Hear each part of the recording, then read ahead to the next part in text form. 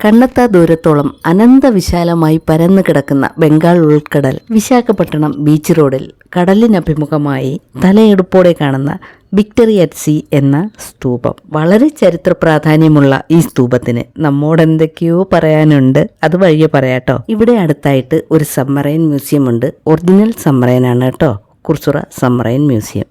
ദാ ആ കാണുന്നതാണ്. ഇതിൻ്റെ ഓപ്പോസിറ്റായിട്ടാണ് എയർക്രാഫ്റ്റ് മ്യൂസിയം സ്ഥിതി ചെയ്യുന്നത്. അപ്പോൾ നമ്മുടെ ഡെസ്റ്റിനേഷൻ എന്ന് പറയുന്നത് ഇവിടെ അടുത്താണ്. ഇത് തന്നെ അയോധ്യ രാമക്ഷേത്രം. നമ്മൾ വണ്ടി പാർക്ക് ചെയ്തിട്ട് അങ്ങോട്ട് പോകുകയാണ്. ഈ കാണുന്നതാണ് അയോധ്യ രാമക്ഷേത്രത്തിൻ്റെ പ്രധാന കവാടം. അയോധ്യയിലല്ലേ രാമക്ഷേത്രം ഉള്ളത്? വിശാഖപട്ടണത്ത് അയോധ്യ രാമക്ഷേത്രം ഉണ്ടോ? നിങ്ങൾ സംശയിക്കേണ്ട കേട്ടോ. ഈ വിശാഖപട്ടണത്തെ അയോധ്യ രാമക്ഷേത്രത്തിലെ കാഴ്ചകളും വിശേഷങ്ങളും ഒക്കെ കാണാൻ വേണ്ടിയിട്ടാണ് നമ്മളിവിടേക്ക് വന്നത്. ഇവിടുത്തെ ടൈമിങ്സ് എന്ന് പറയുന്നത് രാവിലെ 11 മണി മുതൽ രാത്രി 10:30 വരെയാണ്. രാവിലെ 10:45 ഞങ്ങൾ ഇവിടേക്ക് എത്തി. ഗേറ്റ് തുറക്കാൻ ഇനിയും സമയമുണ്ട്. രാവിലെ 11 മണി ആയതുകൊണ്ട് തന്നെ തിരക്ക് വളരെ കുറവായിരുന്നു. കറക്റ്റ് 11 മണിക്ക് തന്നെ ഗേറ്റ് തുറന്നു. ഞങ്ങൾ ടിക്കറ്റ് എടുക്കാനായിട്ട് കൗണ്ടറിലേക്ക് പോകുകയാണ്. എൻട്രി ടിക്കറ്റ് ഇവിടെ ഒരാൾക്ക് 50 രൂപയാണ്. ടിക്കറ്റ് എടുക്കുന്ന സമയം കൊണ്ട് നമ്മൾ ആദ്യം കണ്ട വിക്ടറി അറ്റ് സീയെ കുറിച്ച് പറയാം. 1971 ഇന്ത്യ പാകിസ്ഥാൻ യുദ്ധത്തിൽ ഇന്ത്യയുടെ വിജയത്തിന്റെ പ്രതീകമായി നിർമ്മിച്ച വാർ മെമ്മോറിയലാണ് ഈ സ്തൂപം. ഈസ്റ്റേൺ നേവൽ കമാൻഡിന്റെ ആസ്ഥാനമാണ് വിശാഖപട്ടണം. ഇന്ത്യൻ നേവിയുടെയും ഈസ്റ്റേൺ നേവൽ കമാൻഡ് സെയിലേഴ്സിന്റെയും സ്മരണയ്ക്ക് വേണ്ടി സമർപ്പിച്ച വാർ മെമ്മോറിയലാണ് വിക്ടറി അറ്റ് സീ 1971. ഈ യുദ്ധത്തിൽ, അതായത് 1971 ഇന്ത്യ പാകിസ്ഥാൻ യുദ്ധത്തിൽ INS കുർസുറ S-20 എന്ന സബ്മറൈനും പ്രധാന പങ്കുവഹിച്ചിരുന്നു. യുദ്ധത്തിൽ പങ്കെടുത്ത ഷിപ്പ് എന്ന ബഹുമതിയോടുകൂടി ഇപ്പോൾ RK ബീച്ചിൽ, വിശാഖപട്ടണം RK ബീച്ചിൽ മ്യൂസിയമാക്കി മാറ്റിയിരിക്കുകയാണ് ഈ സബ്മറൈനെ. ഈ സബ്മറൈനെ കടലിൽ നിന്നും കരയിലേക്ക് വലിച്ചു കൊണ്ടുവരാനായിട്ട് നമ്മുടെ കോഴിക്കോട്ടെ കലാസികളും എത്തിയിരുന്നു. 1969 ഡിസംബർ 18 ഈ സബ്മറൈൻ കമ്മീഷൻ ചെയ്യപ്പെട്ടത്. ഇന്ത്യ പാകിസ്ഥാൻ യുദ്ധമടക്കം നിരവധി സേവനങ്ങളിൽ പങ്കെടുത്ത ഈ സബ്മറൈൻ 2001 കാലാവധി പൂർത്തിയാക്കിയ ശേഷം നാവികസേനയിൽ നിന്നും വിരമിച്ചത്. ഇപ്പോൾ നമ്മൾ ടിക്കറ്റൊക്കെ എടുത്ത് അയോധ്യ രാമക്ഷേത്രത്തിനുള്ളിലേക്ക് പോകുകയാണ്. ഇവിടെ സൈഡിലായിട്ട് ചപ്പലൊക്കെ വെക്കാനായിട്ടൊരു കൗണ്ടറുണ്ട്. അവിടെ ചപ്പലൊക്കെ സൂക്ഷിച്ച ശേഷം ഞങ്ങൾ നഗ്നപാതരായിട്ട് നടന്ന് നീങ്ങുകയാണ്. ഈ കാണുന്നതാണ് രാമക്ഷേത്രം.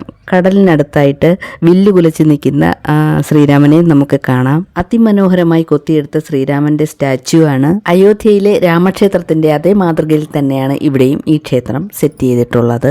റാഞ്ചിയിൽ നിന്നും ഇവിടെ എത്തിയ 220 ജോലിക്കാർ 57 ദിവസം കൊണ്ടാണ് ഈ ക്ഷേത്രത്തിന്റെ നിർമ്മാണം പൂർത്തിയാക്കിയത്. ഈ ക്ഷേത്രത്തിന്റെ നിർമ്മാണ മേൽനോട്ടം വഹിച്ചത് ഗരുഡ ഗ്രൂപ്പാണ്. ഏകദേശം 2 കോടി രൂപ ഇതിന്റെ നിർമ്മാണത്തിന് വേണ്ടി ചെലവായി എന്നാണ് അറിയാൻ കഴിഞ്ഞത്. നമ്മളിപ്പോൾ ക്ഷേത്രത്തിനുള്ളിലേക്ക് പ്രവേശിക്കുകയാണ്.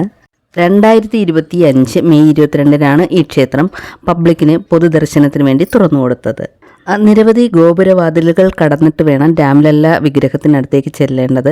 ഈ ഗോപുരവാതിലിനുള്ളിൽ നിന്നും നമുക്ക് കടലിൻ്റെ ആ മനോഹാരിത പൂർണ്ണമായിട്ടും കാണാൻ സാധിക്കും. ഉള്ളിലേക്ക് കടന്നു ചെല്ലുമ്പോൾ ഹനുമാന്റെ ഒരു വിഗ്രഹം കാണാം. അതിന് ഓപ്പോസിറ്റായിട്ടാണ് രാംലല്ല. വിഗ്രഹത്തിൻ്റെ ഉയരം എന്ന് പറയുന്നത് 5.6 അടിയാണ്. ഗോപുരത്തിൻ്റെ മുകളിലുള്ള ഈ ആർട്ട് വർക്കൊക്കെ വളരെ ഭംഗിയായിട്ട് തന്നെ ചെയ്തിട്ടുണ്ട്. ഈ മാസം 29, അതായത് ജൂലൈ 29 ഭദ്രാചലത്തു നിന്നുമുള്ള പൂജാരിമാർ ഇവിടെ എത്തി സീതാരാമ കല്യാണം ഉത്സവം നടത്തുന്നു എന്നാണ് അറിയാൻ കഴിഞ്ഞത്. വൈകിട്ട് 5 മണി മുതലാണ് ചടങ്ങുകൾ ആരംഭിക്കുന്നത്. രാത്രി സമയത്ത് ഇവിടുത്തെ കാഴ്ച അതിമനോഹരമാണ്.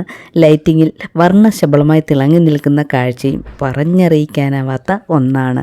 ദർശനമൊക്കെ കണ്ട ശേഷം ഞങ്ങൾ തിരിച്ചിറങ്ങുകയാണ്. ഭക്തജനങ്ങളുടെ സൗകര്യാർത്ഥം സാധന സാമഗ്രികൾ വാങ്ങുന്നതിന് ആവശ്യമായ ഏർപ്പാടുകൾ ഇവിടെ ഒരുക്കിയിട്ടുണ്ട്. ലഡ്ഡു, പുളിഹാരം ഇങ്ങനെ 2 തരം പ്രസാദം ആണ് ഇവിടെ വിതരണം ചെയ്യുന്നത്. ഈ വീഡിയോ എല്ലാവർക്കും ഇഷ്ടമായി കാണുമെന്ന് വിശ്വസിക്കുന്നു. ഇഷ്ടമായെങ്കിൽ ലൈക്ക് തരാനും അതുപോലെ ആദ്യമായിട്ടാണ് ഈ ചാനൽ കാണുന്നതെങ്കിൽ ഒന്ന് സബ്സ്ക്രൈബ് ചെയ്യാനും മറന്നു പോകരുത്. നിങ്ങളുടെ വിലയേറിയ അഭിപ്രായം താഴെ കമൻറ്റ് ചെയ്യണം. അതുപോലെ തന്നെ ഈ വീഡിയോ നിങ്ങളുടെ ഫാമിലിക്ക് ഫ്രണ്ട്സിനും കൂടി ഒന്ന് ഷെയർ ചെയ്യാനും മറന്നു പോകരുത്. Thanks for watching.